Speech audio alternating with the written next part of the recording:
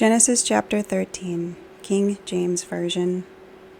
And Abram went up out of Egypt, he and his wife and all that he had, and Lot with him, into the south. And Abram was very rich in cattle, silver, and gold.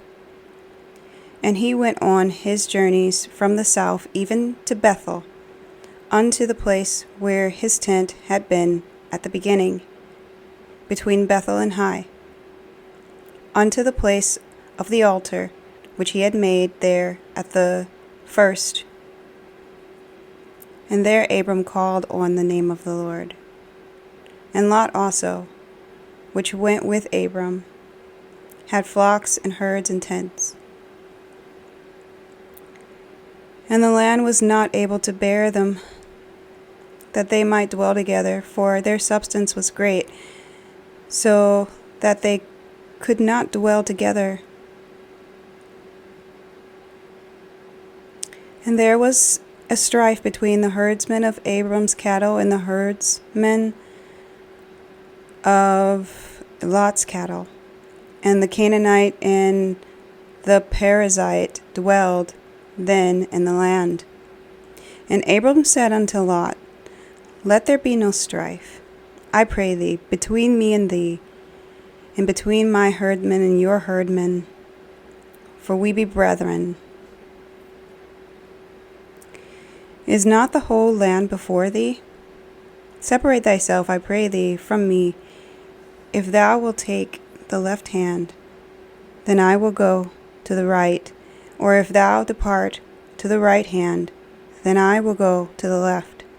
And Lot lifted up his eyes and beheld all the plain of Jordan, that it was well watered everywhere, before the Lord destroyed Sodom and Gomorrah, even as the garden of the Lord, like the land of Egypt, as thou comest unto Zoar.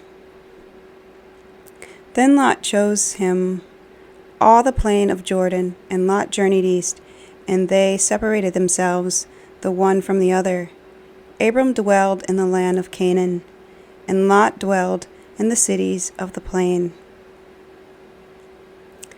and pitched his tent toward Sodom. But the men of Sodom were wicked and sinners before the Lord exceedingly. And the Lord said unto Abram, after that Lot was separated from him, Lift up now thine eyes, and look from the place where thou art northward, and southward, and eastward, and westward. For all the land which thou seest, to thee I give it, and to thy seed forever.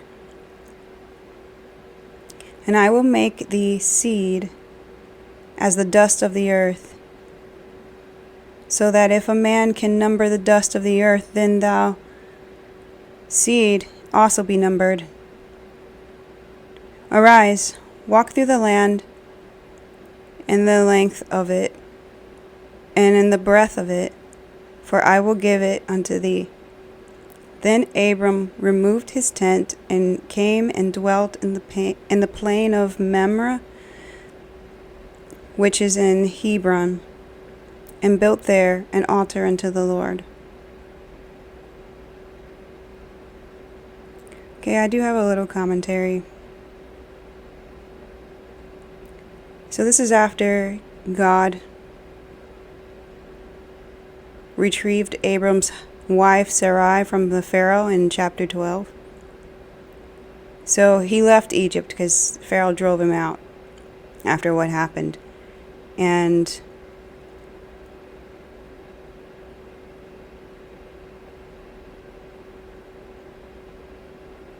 he returned to the place that he was originally before he even went to Egypt. He returned to the place where he made the altar and where his tent was when he was traveling to Canaan. And God spoke to him and gave him all these promises that his lineage would be great.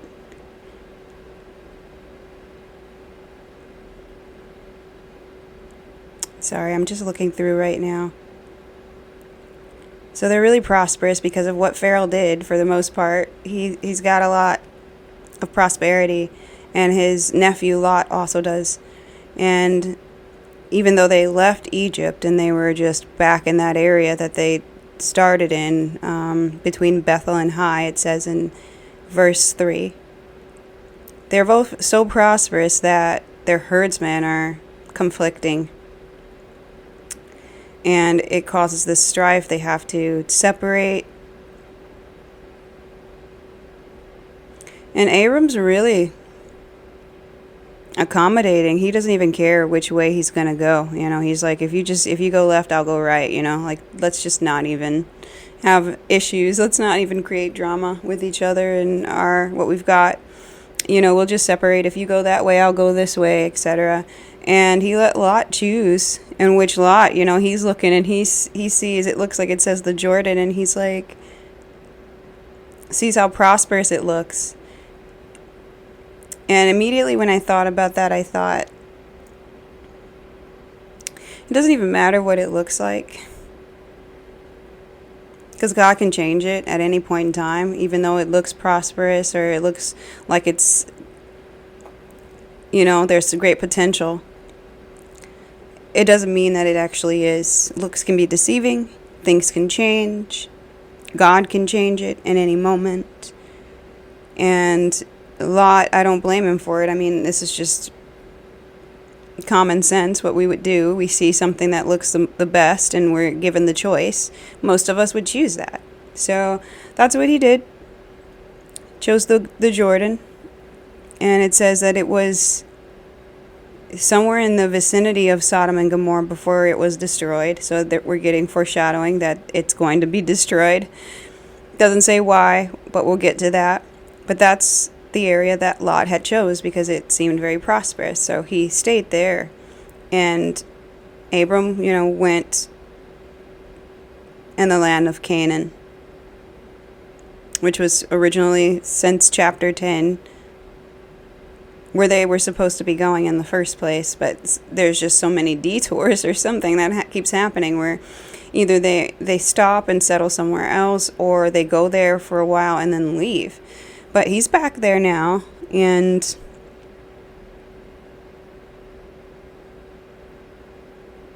he builds another altar. Abram. He's acknowledging God again, because God is letting him know, like, where you're at right now, this area. It seems like he's repeating himself. This area that you're in is going to be your people's land, He's just right, left, north, south, east, west, all of it. Where you stand, it's going to be the land of your people. And we go back to Lot. He's over there next to Sodom.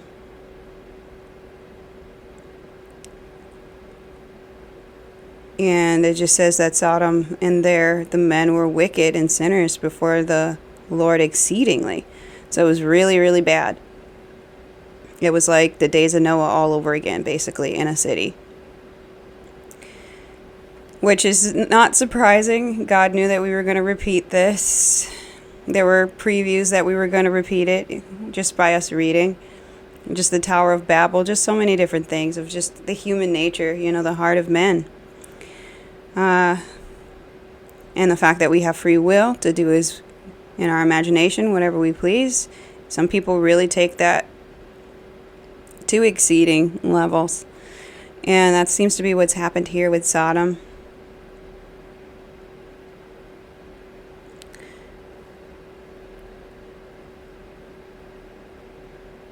But Abram's nowhere near that. He's in the land of Canaan, and God's given him those promises again.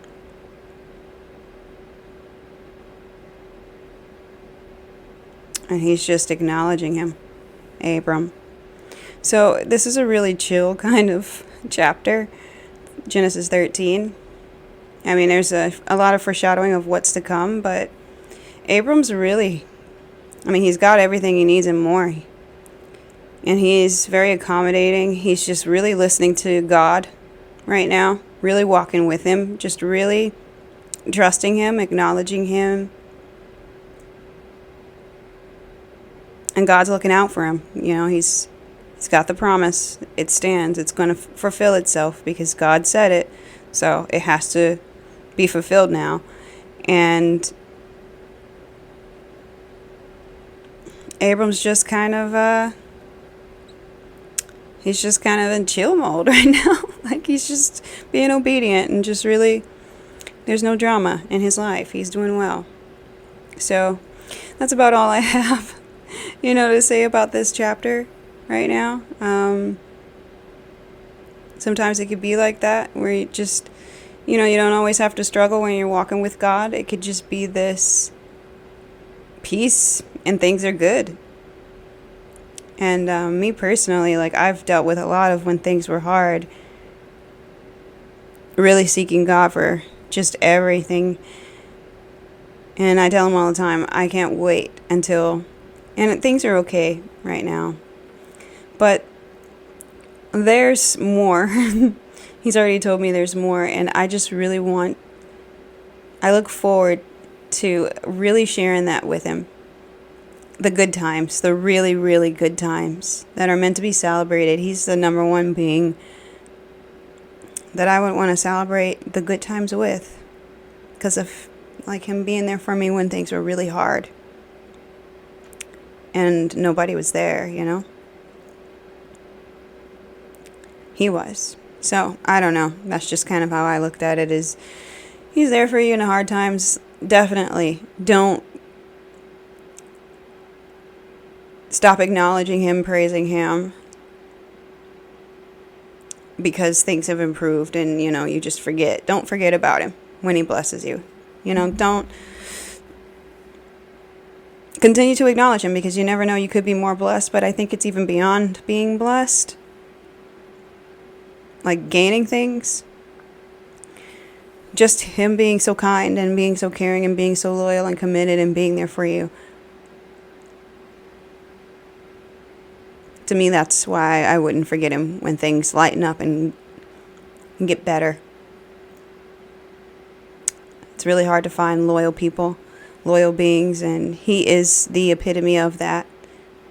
So I would just keep him, no matter what situation I'm in. So that's chapter 13 of Genesis, and I appreciate you for tuning in. I really would love to hear anyone's opinion, if you have any, about this chapter, things that stuck out to you, or what you felt in your heart, or even something that you can apply to your personal life. Just really anything. I'd love to hear it if you want to share.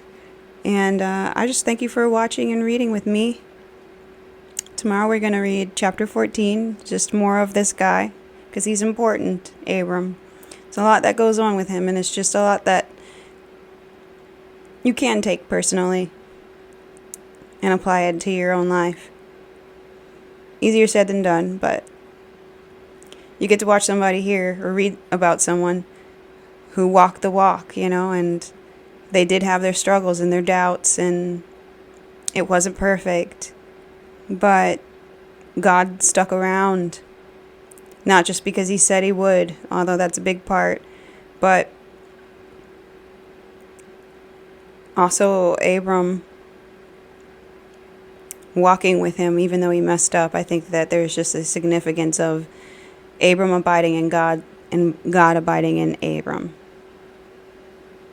So anyway, that's all for now. I really appreciate you watching and reading with me, and I pray that you have a really blessed day, you and your loved ones. I pray a hedge of protection over you all, and I just pray many, many, many, many blessings over you. Thank you so much, and see you later.